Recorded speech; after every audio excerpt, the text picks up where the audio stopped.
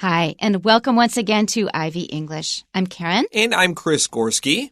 Today we have a very, very important piece to share with you. Our title is Martin Luther King Jr. Day.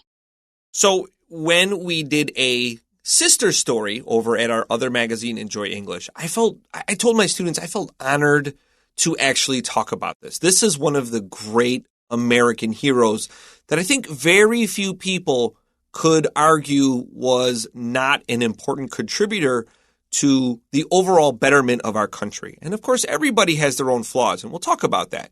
But this is one of the very few true figures that do not divide people very, very readily. Everyone kind of wants to get on this guy's side. Right. It kind of brings tears to my eyes every time I read something about this. And I find that I react like this whenever there's some talk about unifying people.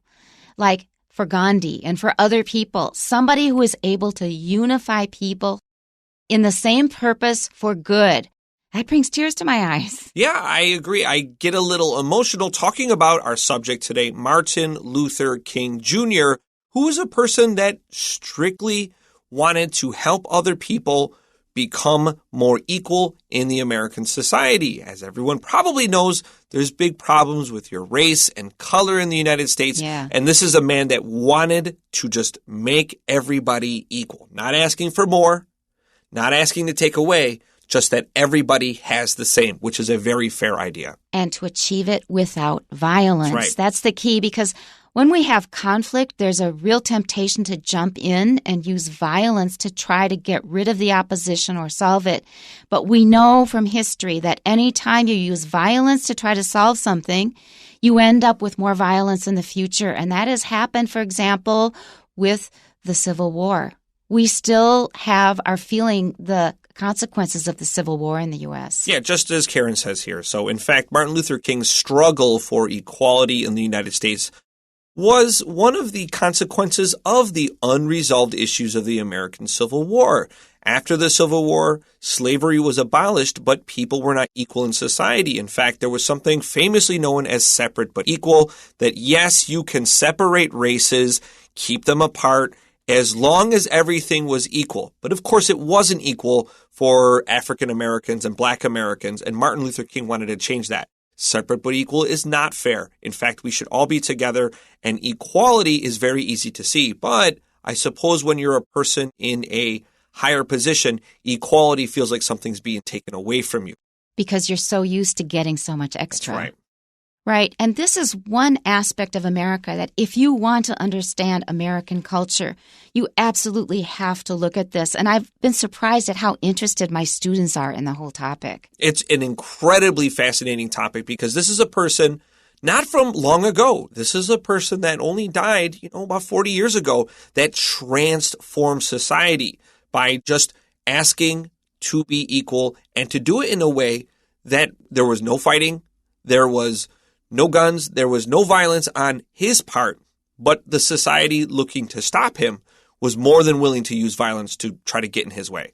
That's right. Well, we'll learn more about Martin Luther King Jr. in today's article. Here's paragraph 1. Martin Luther King Jr. Day, MLK Day, is a holiday celebrating the life and achievements of Martin Luther King Jr. It is one of only 3 federal holidays in the United States tied to a specific person, along with George Washington's birthday, which is celebrated as President's Day in February, and Christopher Columbus Day in October. The holiday takes place annually around King's birthday, January 15th. It is set for the third Monday of January, usually sometime between January 15th and 21st, because of the U.S. government's Uniform Monday Holiday Act. King was a key figure in the American Civil Rights Movement. Born in 1929 in Atlanta, Georgia, King became a Baptist minister in Montgomery, Alabama in 1954. A year later, he rose to political prominence when he led a Montgomery bus boycott following the arrest of African-American Rosa Parks, who refused to give up her seat to a white passenger in the front of a bus. In 1963, he led the March on Washington, where he delivered his enormously influential I Have a Dream speech. In it, he said, he dreamed of an America in which blacks could truly be free and racism would cease to exist. His words and nonviolent actions directly contributed to the passing of the Civil Rights Act, which outlawed discrimination, and the Voting Rights Act, which gave African Americans full voting rights. Shortly after King was assassinated on April 4, 1968, members of the public called for a holiday in his honor. Some cities and states began holding annual events on King's birthday, but the holiday only went national after Congress passed legislation in 1983. Observance of the holiday officially began in 1986. Since then, cities across the country have celebrated MLK Day every year by holding marches, speeches, and volunteer events as a tribute to his legacy. Back to the beginning. Again, our title is very straightforward, Martin Luther King Jr. Day. Our first sentence, Martin Luther King Jr. Day, MLK Day, is a holiday celebrating the life and achievements of Martin Luther King Jr. So the word holiday actually just comes from the word holy, H-O-L-Y, holy thinking about God and heaven and spirits, and holy day is transformed into holiday with that nice short O sound. And especially in British English, they'll often say, I'm going on holiday. In American English, we usually say, I'm going on a vacation. You know what I often have to fight in my classroom? When we're going into the weekend, Saturday and Sunday, they'll say, oh, it's the holiday. It's not a holiday. No, it's not a vacation. It's not a holiday. It's just the weekend. Holiday is an extra special day.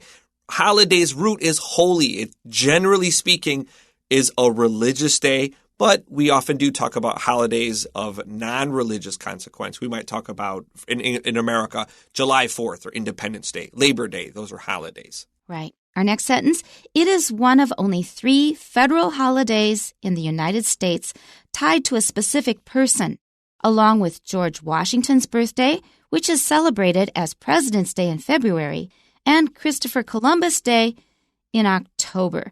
Now, there is a lot of negative feeling now about Christopher Columbus. You know, there's so much we can say about this. And actually, I'm going to tie this in a little bit later about something I'm going to say later. Christopher Columbus was a bad dude. He did some really bad stuff. Cruel. He was incredibly cruel. In fact, he wrote in his diary shortly after arriving in the United States. Well, the land that would become the United States. He says, I could make everybody on this continent a slave with just a few soldiers. That was his plan. But why do we celebrate this guy? Well, in fact, in the 1930s, when this became a holiday, there were many Italian immigrants, and they faced discrimination. They faced racism, and people treated them poorly. They were lynched, which means to just run in and hang someone and kill them without evidence. And so they wanted to honor Italian-American heritage, and so they created Christopher Columbus Day. There's a little bit of a kind of I suppose it's certain irony that we have Christopher Columbus Day, and we consider this guy a really bad guy, but the holiday was created to honor Italian-Americans who were facing a lot of discrimination, just like we honor Martin Luther King as a way of celebrating him for the good things that he did too for his people. To raise the status of Black people and make us more aware of the issues. It was not just Black people who have suffered under racism or ethnic differences. Of course, they probably got it the worst, along with Native Americans. However, just about any immigrant group that came to the U.S. also suffered discrimination. Absolutely, the Italians, the Irish. The Polish, yeah. I mean, Polish jokes are a thing. Germans. Germans are probably the most dominant group. Like 40% of white Americans probably have German background. And Swedes, they were often treated badly when they were immigrants. So every immigrant group has probably gone through this. It's just been especially bad for Black Americans, for Africans, and for Native Americans. I completely agreed with you. Karen is spot on here that basically any immigrant group faced a lot of discrimination. And I mean, it's all over our language if you really dig into it. Yeah, it is. Yeah. And African Americans and the ancestors of African slaves definitely had it worse, especially in the American South. Which means that it comes down to we discriminate against people who are different from us. Exactly. Anybody who's different, you're going to have problems. We feel it here, even though we as foreigners often get better treatment, but it's still different. It's still different. Okay, so back to our article. The holiday takes place annually around King's birthday, January 15th. Now, why is it around King's birthday and not on King's birthday? It explains in the next sentence. It is set for the third Monday of January, usually sometime between January 15th and 21st, because of the U.S. government's Uniform Monday Holiday Act. It just rolls off the tongue, doesn't it? Well, if you read it slowly enough, it does. It was okay. At least I didn't stumble. The thing is that we would like to take advantage of the weekend and make it a longer weekend. So we put it on a Monday so it doesn't come in the middle of the week and break things up. And you can't really do anything with just one day off. So it's a nice idea. And in Taiwan, we do the same thing. I don't mind the occasional Tuesday day off. We get like this random Tuesday off, and if you're smart and you plan ahead, you schedule you take a vacation day for Monday, and now you have a 4-day weekend. I have to say the Uniform Monday Holiday Act, little overrated as far as I'm concerned. I see. Okay, well, it does have its advantages. Let's go to our second paragraph.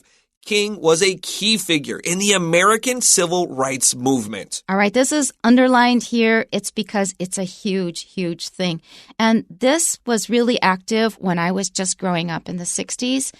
And I think at the time, I realized that there was political foment and turbulence going on. I was also thinking, why in the world do we have to stand up for this? It should be obvious, isn't it? Because I grew up with Black classmates and things.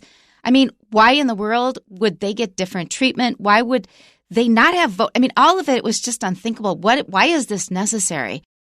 But that's because a lot of white people were not aware of how necessary it was and what bad treatment people were getting. We could say especially in the South, but the North is, I would say, just as guilty. We didn't have slavery in the North. We were less used to having Black people around. And often Black people and white people were still very separate. And you will recall that the George Floyd incident happened in my home state of Minnesota, which is viewed as a liberal state, and we're very proud for being progressive and all this. But Black and white are often very separate. Yeah, very much so. In fact, the city I grew up in, Buffalo, remains one of the most segregated cities in the United States. I will tell you, I grew up in a Black neighborhood, and I went to a school that was overwhelmingly Black. I mean, I might be one of two kids that were white in my whole class, and there might be 6 or 7 white students in all of our 5th grade or 6th grade or whatever it is. Did you ever feel uncomfortable because of that, or No, you were just used to it? No, I was bullied because I was small and like kind of a nerdy kid, but I never felt it was because I was white. I did get called white boy a lot, but never once did I feel it was like a racist thing. They just called me white boy. Well, you are. It's the truth. I was the white boy. That's right. Yeah. So, yeah, I personally grew up in a very Black neighborhood. And just like Karen said, like your schools are segregated and they often don't mix. Very rare do you have almost a 50-50 mix. Mm-hmm. That's right. So you should become acquainted with the American Civil Rights Movement, which really became strong in the 1960s. Okay? Let's continue to our next sentence. Born in 1929 in Atlanta, Georgia, King became a Baptist minister in Montgomery, Alabama in 1954. Oh, there's something important here that is also very cultural, and that is that a lot of African Americans were Baptists, and they have a very unique, special style of giving sermons. It's a very emotional style, and they will call out things that they're saying, and they expect a response from the audience. Yeah, very musical. They're like, Amen and Hallelujah, and that is very much the style of the Black Baptist Church. And one thing that amazed me when I went to South Africa, I grew up Lutheran, and Lutherans in Minnesota are very, very quiet and usually quite polite, not emotional at church. We stand up, we sit down, we pray, and it's all kind of passive. I visited a Lutheran church in South Africa. People joined hands, were singing in 4-part harmony, the whole congregation, not just the choir. They were so warm and involved, and I thought, if I had that in Minnesota, I would have loved going to church every week. This is so true. So my church was Roman Catholic. It was very quiet. It was very boring. And I would sometimes go to church with my Black friends, and it was way more fun. It was a lot more fun. But the downside is it's like 3 hours. When they go to church, you're going to church all day. You dress up, and you're there a long time. But you're so emotionally involved and connected to other people. It's a warm emotional experience. Yeah. I visited Dr. King's church in Atlanta, and it was lovely. It was amazing to be there. It's quite an old building now, and they have a lot of its history. But walking in there, you're like, holy smokes, this is where Dr. King used to preach. It just permeates the walls of the history that's in this place. Yeah, inspires awe. Let's continue. A year later, he rose to political prominence when he led a Montgomery bus boycott following the arrest of African-American Rosa Parks, who refused to give up her seat to a white passenger in the front of a bus. And that is probably the most famous incident of this whole period and of the civil rights movement. And Rosa Parks is highly honored for this reason. You should know this name. If you are expected to understand American culture, Rosa Parks is a cultural touchstone. She was a 43-year-old woman, and she just said, I will not get out of this seat. She was required by law. She could sit anywhere she wanted on the bus, but she was required by law. If a white person said, hey, I want to sit here, she was required to get up and go sit in the back of the bus, or to stand if there were no other seats.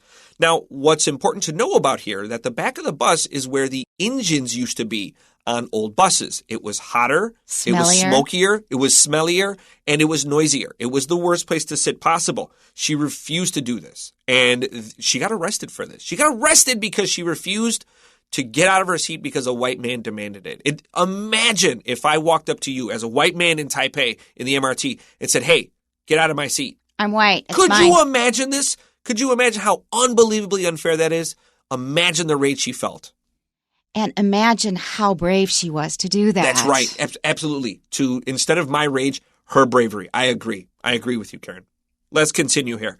Our next sentence begins in 1963. He led the March on Washington, where he delivered his enormously influential I Have a Dream speech. Now, in regard to what we just said about this very emotional back and forth that you find in Black churches, when I first heard this speech, I thought, my gosh, he's so emotional because I wasn't used to the style because I grew up in that quiet white church. You know, it's so funny that you mentioned about the Baptist church just a few minutes ago, because in this speech, I Have a Dream was in fact crossed out. They said, no, it's a little too corny. It's a little too Baptist. They crossed it out because they wanted to reach a wider audience. But as Dr. King gave his speech, he was the 10th speaker and the final speaker of this day. And in the crowd was a gospel singer, and she yelled out, tell him about the dream, Martin. And he changed his speech back to what he originally wrote. And he went into his Baptist minister speech. That's right. And that's where the line, I have a dream, comes from. I never knew that, because what is the one line that everybody remembers? That's it, his powerful voice. I have a dream. And it was so powerful. And sometimes it takes something that's a little corny to really last. And I don't think it's corny at all anyway. Let's continue to our next line. In it, he said, he dreamed of an America in which blacks could truly be free and racism would cease to exist.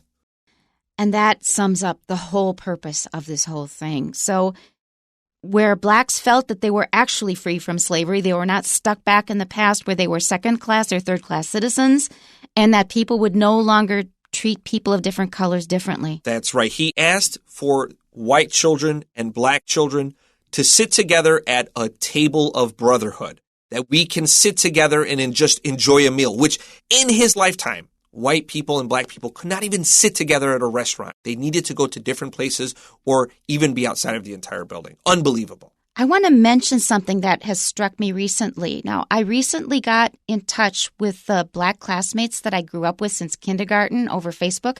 It's been really fun because they were the people who were just classmates. I wasn't even thinking in terms of race back then. And I noticed that there was something special about them. You think that it's just an issue of white people not being comfortable around blacks. Many black people are not comfortable around whites either because they'd rather be with people who understand them better. But these two classmates are equally comfortable with anybody. And that really impressed me. I think part of that is familiarity. The more different kinds of people you experience and are around, the more willing you are to open yourself up to other ideas, the easier this all is. I mean, tell you the truth, I'm very comfortable watching black comedy, being around black folks, being with black people because of the way I grew up. I'm definitely the white boy, as I was called as a kid, but I've never felt out of place personally. And people maybe not knowing my background think I'm a little unusual. But once they kind of understand where I came from, who I grew up with, it's like, oh, yeah, okay, I know this. Makes sense. Yeah. Let's continue here. His words and nonviolent actions directly contributed to the passing of the Civil Rights Act, which outlawed discrimination, and the Voting Rights Act, which gave African Americans full voting rights. Now, that was during President Johnson's presidency, and that's because Kennedy had recently been killed, and one reason was because he supported civil rights, and he didn't get a chance to finish what he started, so that was left to President Johnson to carry out. Okay, our last paragraph. Shortly after King was assassinated on April 4th, 1968, members of the public called for a holiday in his honor. And having been assassinated, that made him into a kind of martyr, which eventually made him into a kind of saint, which he was not.